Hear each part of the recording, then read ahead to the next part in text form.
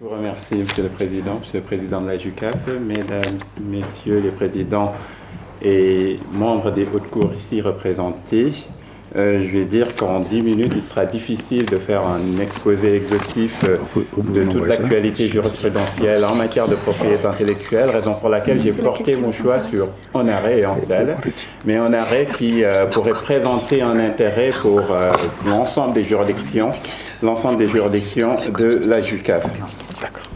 J'ai porté mon choix sur un arrêt un arrêt relativement récent qui a été rendu par la Cour de cassation française le 18 janvier dernier, donc le 18 janvier 2023.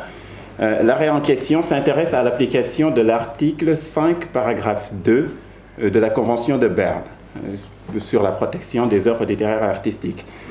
Donc la Convention de Berne, une convention qui est partagée par l'ensemble des juridictions, l'ensemble des États membres de la JUCAF, puisque toutes les juridictions qui sont représentées dans la JUCAF, les États dans lesquels siègent ces juridictions sont également membres de la Convention de Berne.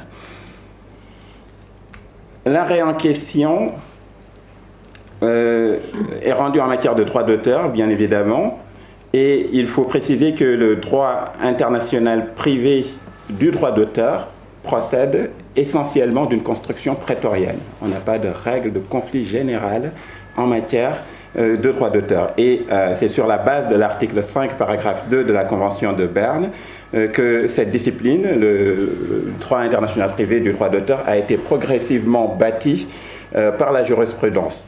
Et l'œuvre de la Cour de cassation française, l'œuvre de cette Cour, est particulièrement remarquable dans cette construction, puisque sa jurisprudence a inspiré un certain nombre de législations, notamment la législation sénégalaise, mais aussi la législation de l'Union européenne. Le règlement Rome 2, plus particulièrement son article 8, a été inspiré tout particulièrement de cette jurisprudence française. Je vais rappeler rapidement les faits qui ont été à l'origine de cet arrêt. C'est une société de droit américain, Caroline du Nord, qui avait mis au point un système d'information protégé par le droit d'auteur et qui par la suite concéda une licence d'exploitation à une société française. Quelques années plus tard, l'ensemble des actifs en matière de propriété intellectuelle de la première société titulaire du droit, y compris le contrat de licence, a été transféré à une société de droit, à une autre société, une seconde société de droit californien. La société française, concessionnaire de la licence d'exploitation, n'a reçu aucune notification de cette cession de contrat. Donc vous verrez que c'est un arrêt qui va mêler droit international privé, droit de la propriété intellectuelle et droit des obligations. La société française qui n'a reçu aucune notification conteste l'opposabilité de cette cession de contrat pour se soustraire au paiement des redevances réclamées par la seconde société californienne. L'opposabilité de la cession de contrat de licence dépend tout simplement de la loi applicable à cette question spécifique. Or, la loi française et celle de la plupart des États francophones conditionne cette opposabilité à la notification de la cession de contrat au débiteur cédé. La loi américaine ne prévoit aucune formalité en ce sens. Donc la société française débitrice cédée estime qu'en vertu de l'article 5.2 de la Convention de Berne, la loi française serait applicable à cette notification, donc à la question spécifique de la notification.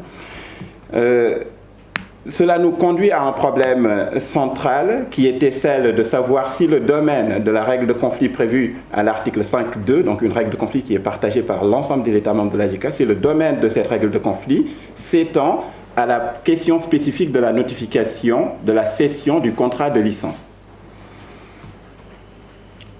La Cour de cassation répond négativement en estimant d'une part que la question des formalités qui conditionnent l'opposabilité de la cession de contrat est sans lien avec l'article 5.2 de la Convention de Berne, et d'autre part, elle précise que la loi américaine, loi de l'État de Caroline du Nord, était applicable en l'espèce. Or, cette loi s'appliquait en tant que loi du contrat. Rappelons tout d'abord que l'article 5.2 de la Convention de Berne comme l'ensemble des dispositions législatives inspirées de la jurisprudence relative à cet article, ne permet que la détermination de ce qu'on appelle en droit d'auteur la loi du droit, qui est bien distinguée de la loi du contrat. Donc, l'explication de cette décision suppose de revenir très rapidement sur ce qu'il convient d'entendre par loi du droit. Qu'est-ce que la loi du droit et qu'est-ce qui la distingue de la loi du contrat, et quelle doit être la position en droit international privé des formalités conditionnant l'opposabilité d'une cession de contrat par rapport à ces deux lois. Qu'est-ce que la loi du droit d'abord? Il faut dire que la jurisprudence n'a jamais été d'une parfaite clarté à ce sujet, au sujet de la définition de la loi du droit. 3 interventions emblématiques de la Cour de cassation ont successivement innervé la question. D'abord, un arrêt Fox Europa du 22 décembre 1959, selon lequel le contenu du droit d'auteur relève de la loi du lieu où sa protection est réclamée. C'est ce qu'on appelle la lex loci protectionis en droit international privé.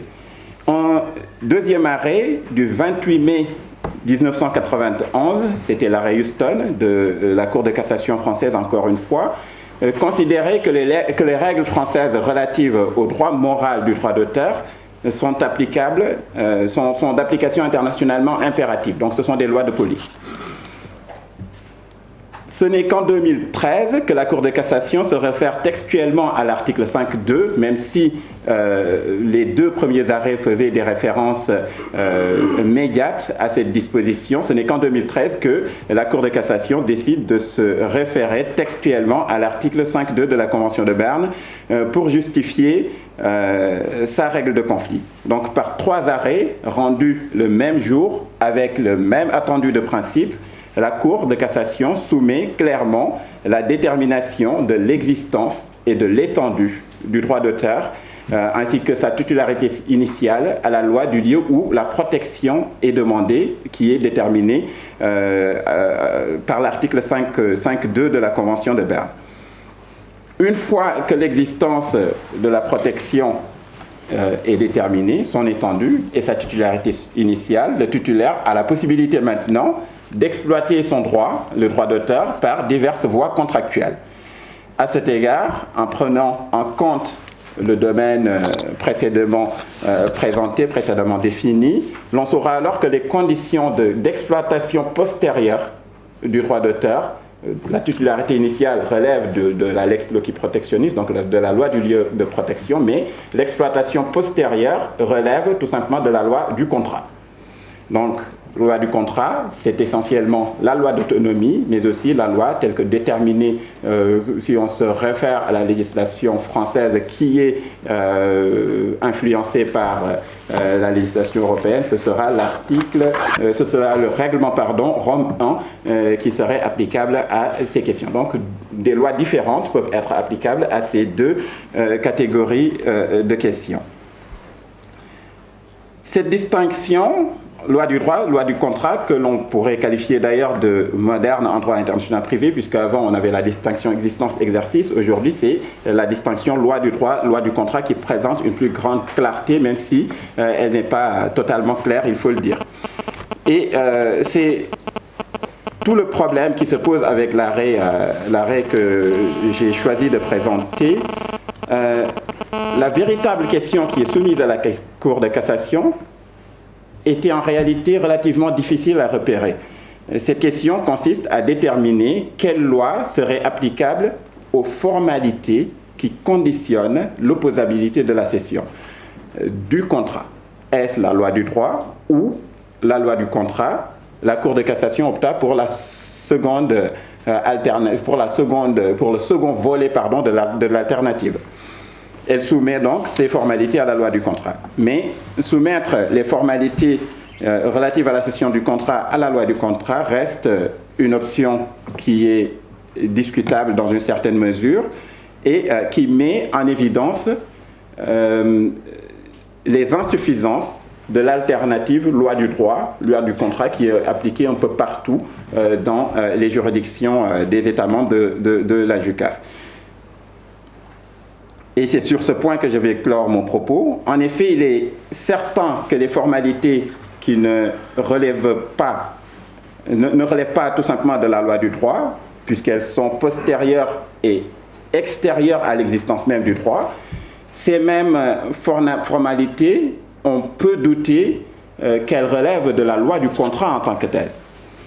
Car on n'est ni dans le domaine du contrat de licence, ni dans le domaine du contrat de cession de ce contrat de licence, mais ce sont des formalités qui viendront faire le lien entre les deux contrats.